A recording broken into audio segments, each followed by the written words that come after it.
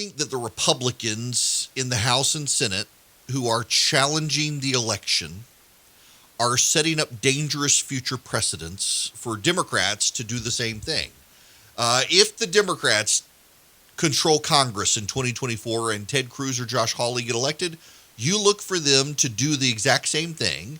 And many of the guardrails in place when, for example, Barbara Boxer did it to George W. Bush in 2004 will no longer be there. You will have a more partisan, fractious Congress, and you will have a greater propensity for the Democrats to want to challenge it and obstruct it. You will also have greater cause to get rid of the Electoral College using the precedent of what Josh Hawley and Ted Cruz are doing. You will have greater cause for congressional micromanagement of state elections. You will have greater cause for a federalized election law that seeks to preempt state laws on the elections. You'll have all of this stuff because of what they're doing, and they don't care because it's not about the long game and it's not about the success. They know they're not going to succeed. They're smart people. They know they don't have the votes. They're doing it because they want to run for president in 2024, so they got to do what they think is performative leg humping of the president's supporters to get their president's supporters support in 2024. Essentially, they know they're not going to succeed, and they're engaging in failure theater because they don't respect the president's voters enough to be honest with them, and instead have decided they're going to perpetuate lies. It is unfortunate. They're good. I like them. I think they're good people, but they're looking at their own political interests, not for the good of the country when it comes to doing something like this. The same thing holds for those who want this president indicted. They've been wanting him indicted since before he got elected. They want him indicted for anything. They want him thrown in jail.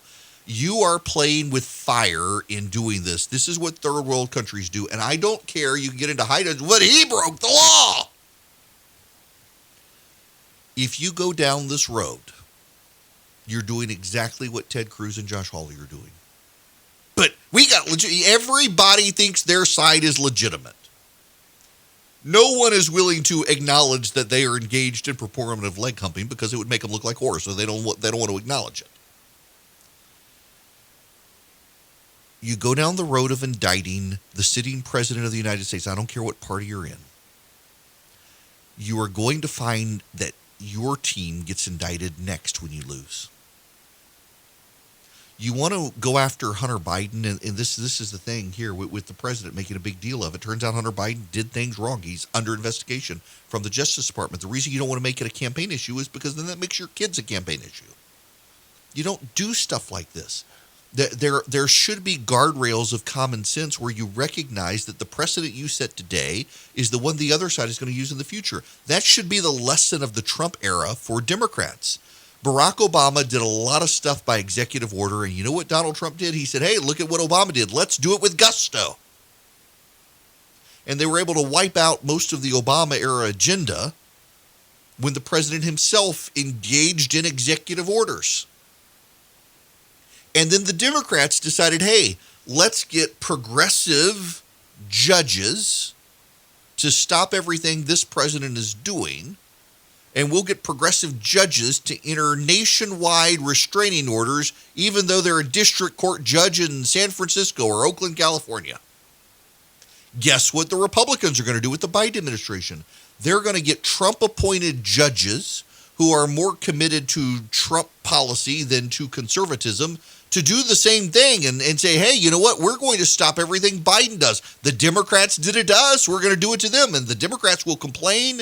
And here's the difference. The media will treat the Democrats differently than the Republicans. The media will suddenly be outraged at judges issuing nationwide restraining orders in a way they didn't care about when the left was doing it to Trump. And you will further see the national media landscape and trust in the media deteriorate. You will further see more Republicans willing to concede, you know, these people really are the enemy of the people. See, I don't think that the media itself understands that one of the problems with the way they've handled the last 4 years is that they're undermining not just their credibility, they're undermining their own ability to be a free press in this country.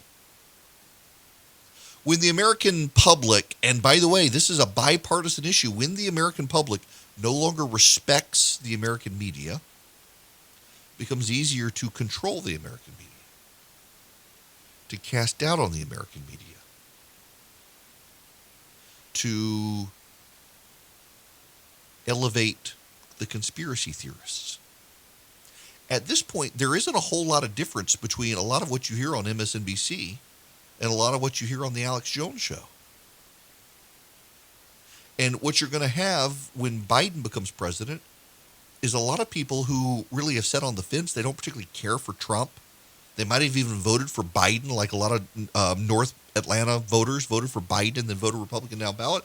And they never really paid attention to the biases in the media. And suddenly they're going to start paying attention.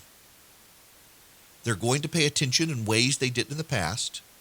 And it's going to further undermine and deteriorate people's trust in the media.